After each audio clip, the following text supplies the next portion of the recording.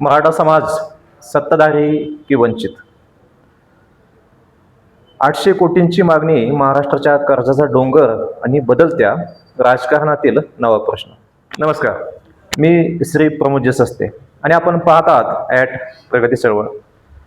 आजचा विषय अत्यंत संवेदनशील आहे, पण हा विषय आपण कोणत्याही समाजाच्या विरोधात किंवा समर्थनात न घेता संविधानाच्या चौकटीत, आर्थिक वास्तवाच्या आधारावर आणि लोकशाहीच्या उत्तरदायित्वातून समजून घेण्याचा प्रयत्न करणार आहोत. विषय आहे मराठा समाज सत्ताधारी की वंचित. आणि त्यासोबत प्रश्न आहे अण्णासाहेब पाटील आर्थिक मागास विकास महामंडळासाठी 800 कोटींची मागणी, महाराष्ट्राच्या तिजोरीवरील कर्जाचा भार आणि भविष्यातील सामाजिक राजकीय समीकरणे यांचा एकमेकांशी संबंध काय? सुरुवात एका साध्या प्रश्नाने करूया. महाराष्ट्राचा मराठा समाज हा राज्याच्या सामाजिक आणि राजकीय जीवनातील मोठा घटक आहे. या समाजाने महाराष्ट्राच्या राजकारणात मोठी भूमिका स्वातंत्र्योत्तर काळात, स्वातंत्र्यापूर्वीही बजावलेली आहे. सहकार चळवळीत खूप मोठी भूमिका बजावली. शेतीमध्ये अजूनही मराठा समाजाची भूमिका मोठी आहे. शैक्षणिक संस्था उभारण्यात खूप मोठा सहभाग घेतलेला आहे. स्थानिक स्वराज्य संस्थांपासून विधानसभेपर्यंत आणि संसदेतही प्रतिनिधित्व केलेले आहे. मग प्रश्न असा पडतो, इतका मोठा सामाजिक आणि राजकीय प्रभाव असलेला समाज आज स्वतःला वंचित का समजतो? हा प्रश्न विचारताना दोन टोकाच्या भूमिका घेणे सोपे आहे. एक म्हणजे मराठा समाज मोठा आहे, राजकीय दृष्ट्या प्रभावशाली आहे, त्यामुळे तो वंचित कसा? मोठा प्रश्नचिन्ह आहे याच्यावरती. दुसरी बाजू निश्चितपणे ह्या बाजूने बोलणारे लोक आहेत, दुसऱ्या बाजूने बोलणारे लोक आहेत. दुसऱ्या बाजूने बोलणारे लोक असे म्हणतात, मोठी संख्या असणे म्हणजे प्रत्येक कुटुंब आर्थिकदृष्ट्या सक्षम असणे नव्हे. आणि माझ्या मते दोन्ही प्रश्नामध्ये काही अंशी सत्य आहे. सत्ता आणि समृद्धी एकच गोष्ट नाही. सत्तेत असणं म्हणजे समृद्ध असणं आणि समृद्ध असणं म्हणजे सत्तेत असणं, दोन्ही एक नाहीत. आपण एक महत्त्वाचा फरक समजून घेतला पाहिजे. राजकीय प्रतिनिधित्व आणि आर्थिक समृद्धी हे समानार्थी शब्द नाहीत. एखाद्या समाजातील काही कुटुंबे राजकीय दृष्ट्या प्रभावशाली असू शकतात. काही कुटुंबाकडे मोठ्या प्रमाणावर जमीन असू शकते. काही जण सहकार क्षेत्रात पुढे असू शकतात. पण त्याच समाजातील एखादा शेतकरी कर्जबाजारी असू शकतो. त्याचा मुलगा बेरोजगार असू शकतो. मुलीच्या शिक्षणाचा खर्च त्याला जड जाऊ शकतो. उद्योग सुरू करण्यासाठी भांडवल उपलब्ध नसू शकते. म्हणूनच एका समाजाचे राजकीय वर्चस्व आणि त्या समाजातील प्रत्येक व्यक्तीची आर्थिक स्थिती यांची सरळ तुलना करता येणार नाही. दोन्ही वेगवेगळे प्रश्न आहेत. आता येऊया नरेंद्र पाटील यांच्या 800 कोटींच्या मागणीकडे. नुकतीच त्यांनी देवेंद्र फडणवीस किंवा राज्य शासनाकडे तशी मागणी केलेली आहे.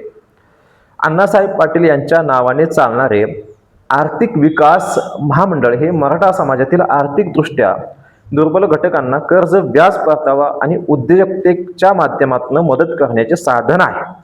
नरेंद्र पाटील यांनी महामंडळासाठी 800 कोटींच्या निधीची मागणी मांडलेली आहे. पण इथे एक गोष्ट स्पष्ट ठेवली पाहिजे. 800 कोटींची मागणी म्हणजे 800 कोटींची अंतिम सरकारी मंजुरी असे नाही. ही बाब पत्रकारितेत स्पष्ट सांगणे आवश्यक आहे. कारण प्रगती चळवळचा उद्देश केवळ बातमी सांगणे नाही, तर बातमी मागचे वास्तव समजावून सांगणे आहे. पण आता मोठा प्रश्न, पैसा येणार कुठून? प्रश्नचिन्ह आहे. हा प्रश्न आपण सरकारला विचारायलाच हवा. महाराष्ट्राचा विकास करण्यासाठी सरकारला पैसा हवा, शेतीसाठी पैसा हवा, शिक्षणासाठी पैसा हवा,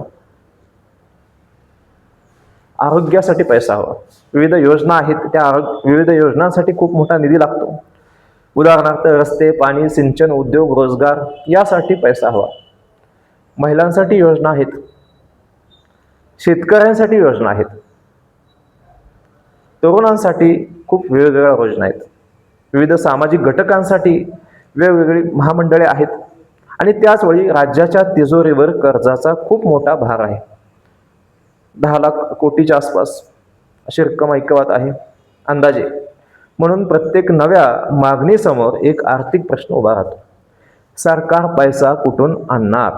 प्रश्नचिन्ह. आणि दुसरा प्रश्न, हा पैसा परतावा देणाऱ्या आर्थिक गुंतवणुकीसाठी वापरला जाणार आहे की केवळ अनुदानाच्या स्वरूपात खर्च होणार आहे? प्रश्नचिन्ह. कर्ज घेऊन विकास करणे चुकीचे आहे का? प्रश्नचिन्ह. तर नाही. हे देखील आपण स्पष्ट केले पाहिजे. सरकार कर्ज घेते म्हणजे सरकार चुकीचे काम करत आहे असे सरळ म्हणता येत नाही.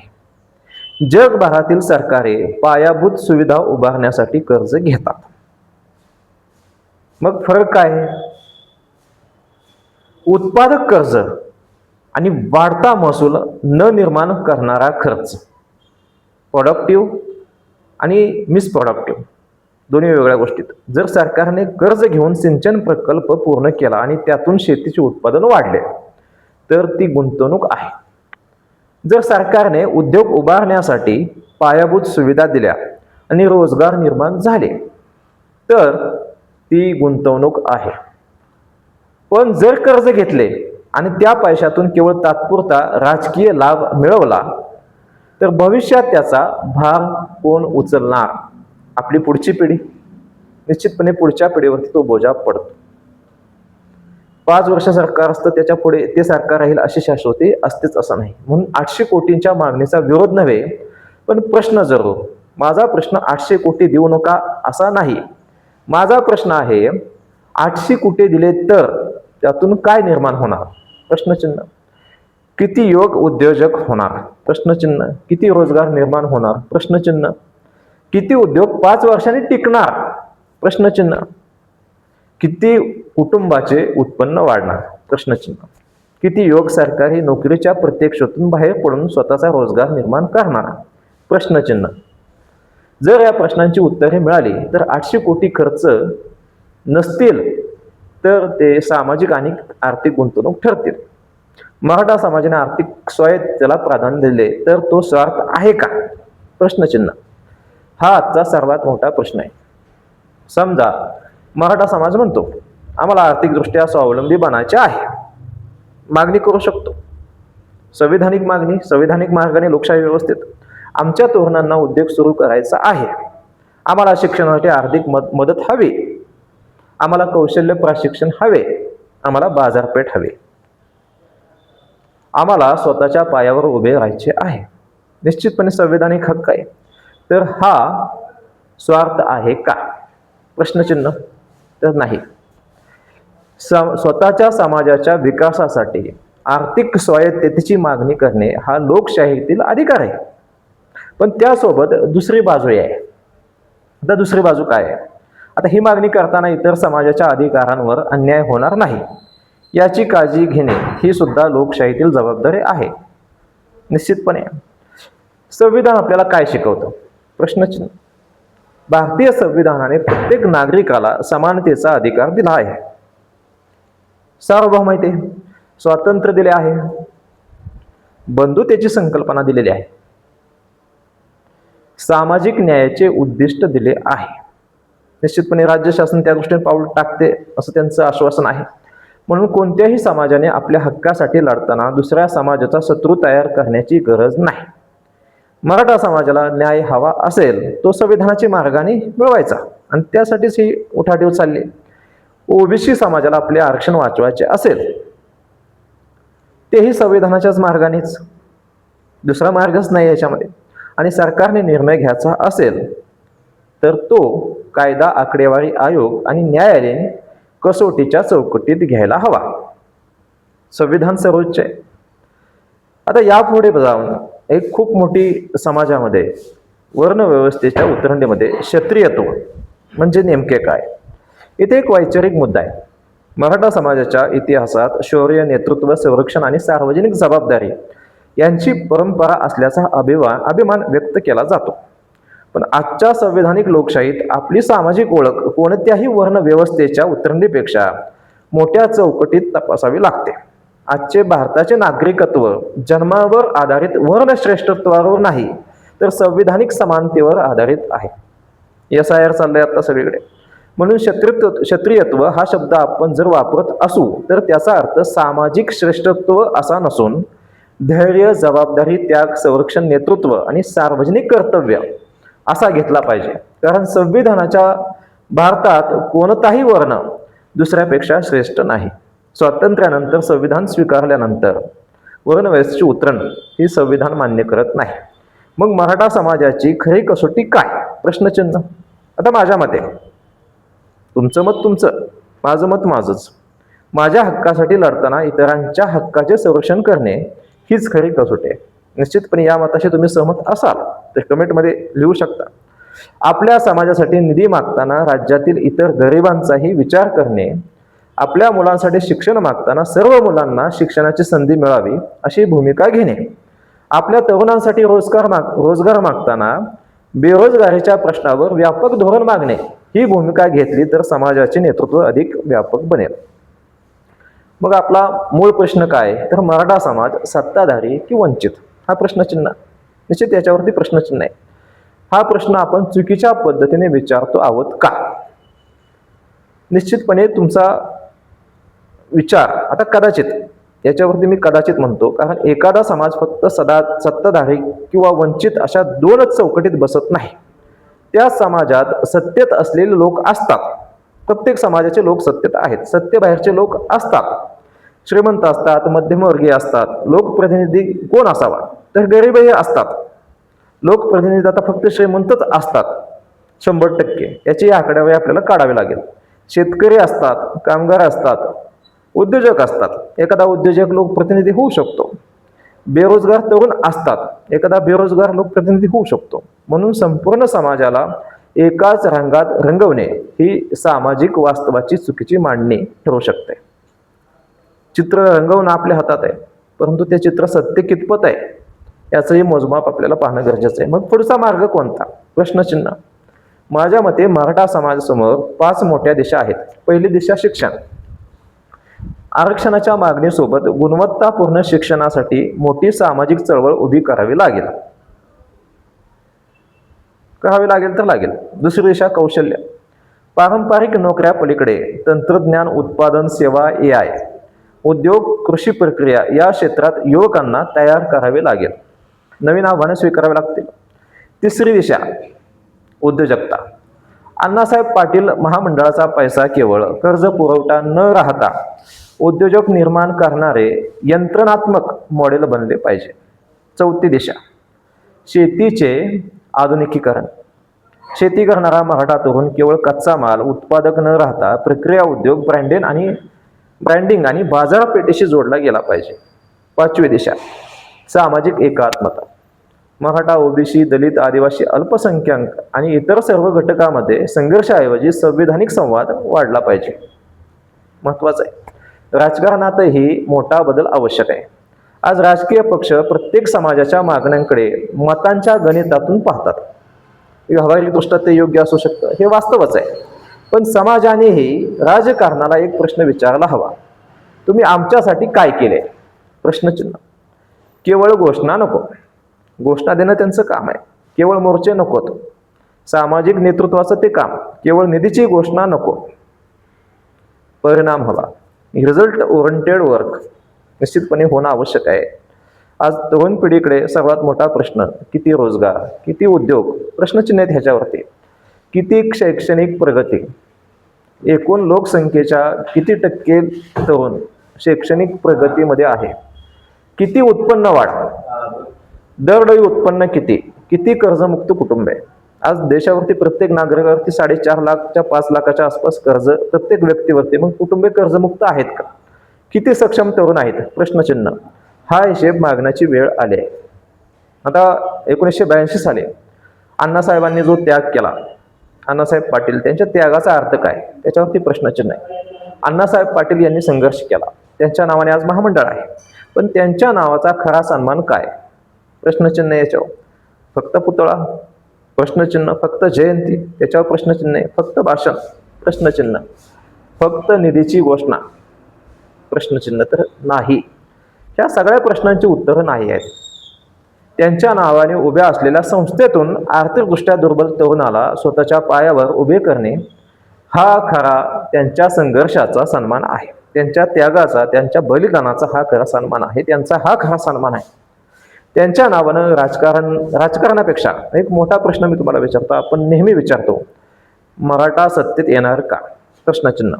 कोणता पक्ष मराठ्यांच्या बाजूने आहे? प्रश्नचिन्ह. कोण नेता कोणाच्या बाजूने आहे? प्रश्नचिन्ह. पण प्रगती चळवळचा प्रश्न थोडा वेगळा आहे. मराठा समाजातील सामान्य तरुण आर्थिकदृष्ट्या स्वायत्त होणार का? प्रश्नचिन्ह. कारण सत्ता बदलत राहते, सरकार बदलत राहतं, नेते बदलत राहतात, पण आर्थिक स्वावलंबन मिळाले तर. शॉर्ट टर्म पॉलिसी नको आपल्याला, लॉंग टर्म पॉलिसी महत्वाची. एखाद्या कुटुंबाची दिशा बदलते, संपूर्ण समाजातील कुटुंबाच्या दिशा बदलतात. आता महाराष्ट्रानेही विचार करावा, राज्य सरकार समोरही मोठे आव्हान आहे. एका बाजूला प्रचंड विकासाच्या अपेक्षा आहेत, खूप मोठमोठ्या हजारो कोट्यावधींच्या योजना शहरी भागासाठी राबवल्या जातात, तर त्याच कोट्यावधी रुपयांतून दुसऱ्या बाजूला कर्जाचा भार वाढतो. एका बाजूला विविध समाजांच्या मागण्या, दुसऱ्या बाजूला मर्यादित आर्थिक संसाधनं, एका बाजूला निवडणुकीचे राजकारण, दुसऱ्या बाजूला पुढच्या पिढीचे भविष्य. या परिस्थितीत सरकारने प्रत्येक मागणीला फक्त हो किंवा नाही असे उत्तर देण्यापेक्षा पुराव्यावर आधारित पारदर्शक आणि दीर्घकालीन आर्थिक धोरण स्वीकारले पाहिजे. शेवटचा आणि सर्वात महत्त्वाचा प्रश्न, तर मराठा समाज येणाऱ्या काळात सत्ताधारी असेल की वंचित? प्रश्नचिन्ह. कदाचित याचे उत्तर केवळ विधानसभेच्या जागांमध्ये मिळणार नाही, कदाचित याचे उत्तर मंत्रिमंडळातील संख्येतही मिळणार नाही. याचे उत्तर मिळेल शिक्षणातील आकडेवारी, रोजगारातील आकडेवारी, उद्योगात किती उद्योजक तयार झाले, शेतीच्या उत्पन्नात पर हेक्टर किती उत्पन्न त्या शेतकऱ्याने घेतले, त्या तरुणाने घेतले, महिलांच्या आर्थिक स्वावलंबनात, ग्रामीण भागामध्ये महिलांचं आर्थिक स्वावलंबन महत्त्वाचं आहे, तरुणांच्या कौशल्यात किती स्किल डेव्हलपमेंट प्रोग्राम, त्यातनं किती तरुण तयार झाले, आणि सर्वात महत्त्वाचे संविधानिक मूल्यावर उभ्या असलेल्या सामाजिक नेतृत्वाचं प्रतिभाशाली नेतृत्व तयार होणं आवश्यक आहे. एक शेवटचा संदेश, मराठा समाजाने आपल्या हक्कासाठी संघर्ष करावा, पण संघर्षाची दिशा द्वेषाकडे जाऊ नये. आरक्षणाची मागणी करावी, हक्क येतो, पण शिक्षण आणि कौशल्याची मागणीही करावी. सरकारकडून 800 कोटी मागावेत, पण त्या 800 कोटींचा प्रत्येक रुपया कुठे खर्च झाला याचा हिशेबही मागावा. सरकारने निधी द्यावा, पण त्यातून रोजगार निर्माण का झाला, उद्योग उभे राहिले का, उत्पन्न वाढले का, याचे उत्तरही द्यावे. आणि सर्वात महत्त्वाचे, मराठा समाजाने स्वतःच्या आर्थिक स्वायत्ततेचा विचार करताना महाराष्ट्रातील इतर समाजांच्या हक्कांनाही संविधानाच्या समानतेच्या चौकटीत स्थान दिले तर त्याला स्वार्थ म्हणता येणार नाही. मराठा समाजाला स्वार्थी कुणीही म्हणू नये. उलट स्वतःच्या हक्कासोबत दुसऱ्याच्या हक्काचे संरक्षण करण्याची क्षमता असेल तर तेच खरे नेतृत्व आणि तेच खरे क्षत्रियत्व. कारण महाराष्ट्राला आता केवळ सत्ताधारी समाज नको, महाराष्ट्राला उत्तरदायी समाज हवा आहे. मग तो कुठल्या जातीचा आहे, कुठल्या धर्माचा आहे ते महत्त्वाचं नसून त्यागाची परंपरा असेल तर ती पुढे चालू ठेवूया. पण त्याग म्हणजे स्वतःच्या हक्कांचा त्याग नव्हे, आणि स्वाभिमान म्हणजे दुसऱ्यांच्या हक्कावर अतिक्रमण नव्हे. स्वाभिमान अधिक संविधान, अधिक आर्थिक स्वायत्तता, अधिक सामाजिक बंधुता, ही 4 सूत्रे जर मराठा समाजाने स्वीकारली तर पुढच्या महाराष्ट्राच्या राजकारणात प्रश्न केवळ मराठा सत्ताधारी की वंचित असा राहणार नाही. प्रश्न असेल मराठा समाज महाराष्ट्राच्या विकासाचा केवळ लाभार्थी राहणार की विकासाचा सर्वात मोठा भागीदार आणि जबाबदार नेतृत्वकर्ता बनणार. याचा निर्णय सरकारपेक्षा आधी समाजालाच घ्यावा लागेल. मी श्री प्रमोदजी सस्ते, आपण पाहत आहात प्रगती चळवळ. विचार करा, प्रश्न विचारा, संविधान समजा आणि लोकशाही अधिक सक्षम करा. धन्यवाद.